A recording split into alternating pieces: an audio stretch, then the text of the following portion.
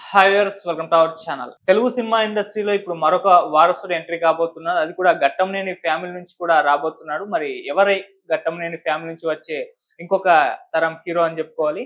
ఆయన మొన్నే కూడా మనం ఎన్టీఆర్ గారి వారసులో 4వ తరం వారసుడు కూడా పరిచయం అవ్వడం చూస్తున్నాం. ఇప్పుడు మళ్ళీ ఘట్టంనేని ఫ్యామిలీ నుంచి కూడా పరిచయం అవబోతున్నారు. సో హీరో గురించి విశేషాలు ఏంటి, దీనికి సంబంధించి మనకి ఎక్స్ప్లెయిన్ చేయడానికి ప్రజెంట్ మనతో పాటు సీనియర్ జర్నలిస్ట్ నారాయణ రాజు గారు ఉన్నారు. వారితో ఒకసారి డిస్కస్ తెలుసుకునే ప్రయత్నం అయితే చేద్దాం.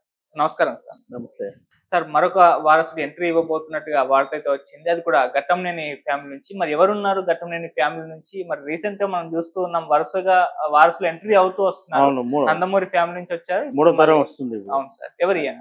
ఇప్పుడు తెలుగు సినిమా రంగంలో ఫేమస్ హీరోల్లో మనం Nandamuri family, Ghattamaneni family, Akkineni family, Daggubati family and Konidela ఫ్యామిలీని తీసుకుంటాం. అవును. ఈ కుటుంబాలకు సంబంధించిన హీరోలే ఇప్పుడు ఇండస్ట్రీలో కొనసాగుతున్నారు. టాప్ 20 తీసుకుంటే దాదాపుగా 18 వీళ్ళే ఉంటారు.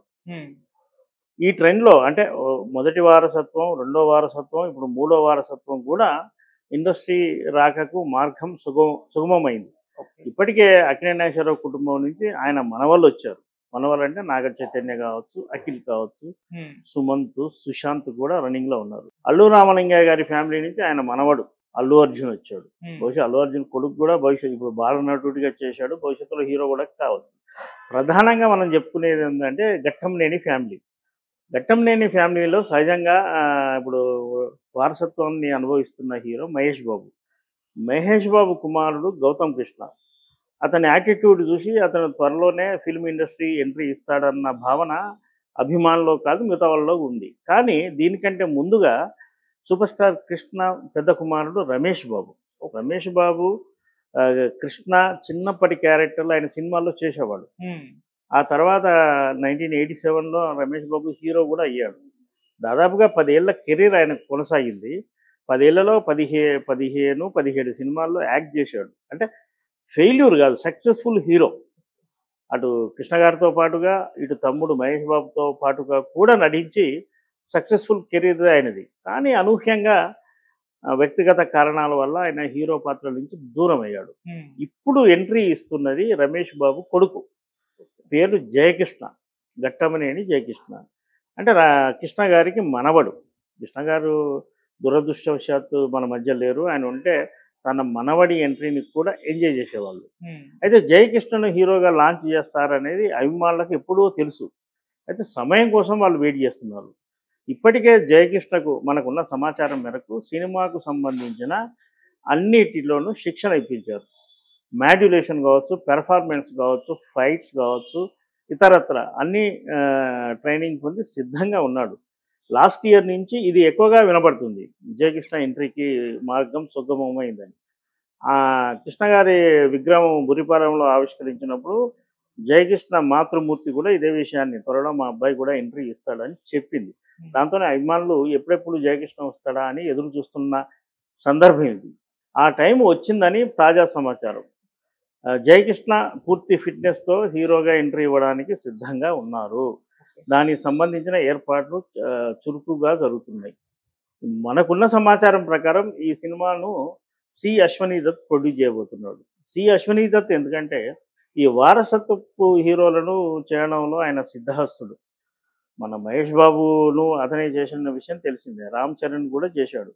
అల్లు అర్జున్ ఇంట్రడ్యూస్ అయిన గంగోత్రి సినిమాలో one of the producer. Okay. యాక్చువల్గా నాగార్జునను కూడా అశ్వనీ దత్తే చేయాలి.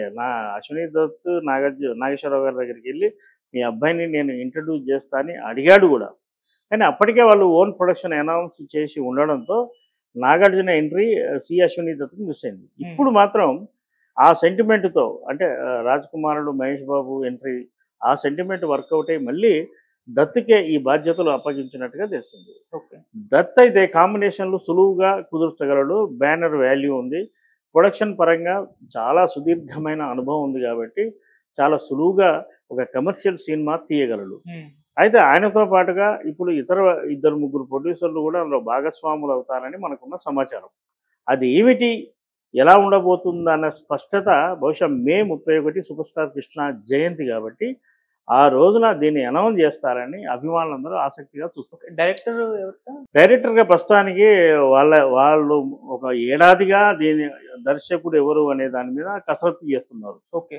ఒక 10 ఏళ్ళు వెనక్కి వెళ్తే కె. రాజేంద్రరావు లాంటి డైరెక్టర్ చేతులు సులువుగా పెట్టేవాళ్ళు. కానీ జనరేషన్ మారింది, కొత్త తరం దర్శకులు వచ్చారు, సినిమాల కాన్సెప్ట్ మారింది, యువ హీరోల్ని యూత్ ఆడియన్స్కు చేర్చడానికి అనేక కొత్త ఫార్ములు వచ్చాయి. అలాంటప్పుడు సీనియర్ డైరెక్టర్లకు కొంత ఇబ్బంది.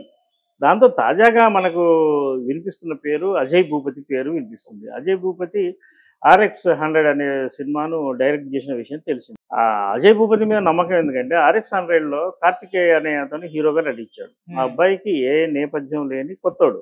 ఆ కొత్తవాడినే సక్సెస్ఫుల్గా ప్రజెంట్ చేశాడు, కమర్షియల్గా చూపెట్టగలిగాడు అనే నమ్మకం బహుశా అశ్వనీ దత్తుకు కలిగి ఉండొచ్చు.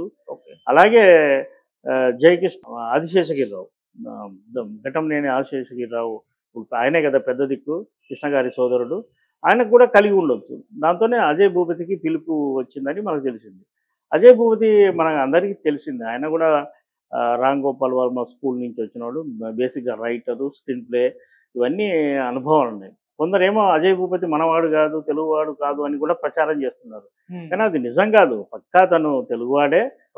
సినిమాల మీద ఆసక్తితో ఈ రంగానికి వచ్చి రైటర్గా, స్క్రీన్ ప్లే రైటర్గా, అసిస్టెంట్ డైరెక్టర్గా, ఆ తర్వాత డైరెక్టర్గా కూడా తనను తాను ప్రూవ్ చేస్తుంది. సార్, ఇప్పుడున్న పరిస్థితుల్లో అంటే బ్యాక్గ్రౌండ్ ఉన్నా కూడా, వారసత్వం అయినా కూడా, స్క్రిప్ట్ సెలక్షను, మీ యాక్టింగ్ ఇవి బాగుంటేనే ఆడియన్స్ భుజానం వస్తున్నారు. లేదంటే చాలా మంది బ్యాక్గ్రౌండ్ ఉన్నా కూడా వర్కౌట్ అవ్వని హీరోల్ని కూడా మనం చూసాం. సో ఇప్పుడు ముగ్గురు హీరోలు మెయిన్ గా అంటే నందమూరి బాలకృష్ణ గారి అబ్బాయి మోక్షజ్ఞ ఎంట్రీ ఉండబోతుంది. అలాగే నందమూరి ఫ్యామిలీ నుంచి మరొక హీరో జూనియర్ ఇంకా చిన్న ఎన్టీఆర్ ఉండబోతుంది. ఇప్పుడు జయకృష్ణ, మరి వీళ్ళ ఎలా ఉండబోతుంది ఫ్యూచర్ అనుకో? ఇప్పుడు వారసత్వం అనేది వారసులుగా పరిచయమైన హీరోలు కూడా చెప్పే మాట. వారసత్వం అన్నది తొలిగా ఐడెంటిటీ కావడానికి ఉపయోగపడుతుంది, ఇండస్ట్రీకి పరిచయం కావడానికి ఉపయోగపడుతుంది. మిగతా ఏ నేపథ్యం లేని వాళ్ళకు ఈ రెండు ప్రాబ్లం కాబట్టి నేపథ్యం ఉన్న అంటే బంధుత్వం ఉన్న వాళ్ళకు ఈ రెండు ఉపయోగపడతాయి. పలానా వాళ్ళ అబ్బాయి లేదా పలానా నటుడి మనవడు అనేది త్వరగా ఐడెంటిటీ అవుతుంది. జనం కూడా మన ఇండియాలో ఈ వారసత్వం అనే దాన్ని అంగీకరిస్తారు. అమ్మాయి కంటే అబ్బాయికి ఈ వారసత్వం అనేది మన నరాల్లో జీర్ణించుకుపోయి ఉంది. అందుకే ఈ వారసత్వ హీరోలు వచ్చినప్పుడు ఆడియన్స్ కూడా ఆహ్వానం పలుకుతుంటారు. ఇప్పుడు అల్లు అర్జున్ సక్సెస్ఫుల్ హీరోగా రాణించడం అంటే అతను అద్భుతంగా అభినయం చేయగలడు, కానీ అతని ఐడెంటిటీ ఏమిటి? అల్లు అరవింద్ గారి అబ్బాయి. ఆ విధంగా చిరంజీవి కుటుంబం నుంచి ఎంతమంది వచ్చారు మనం చూసాం కదా. పవన్ కళ్యాణ్, నాగబాబు,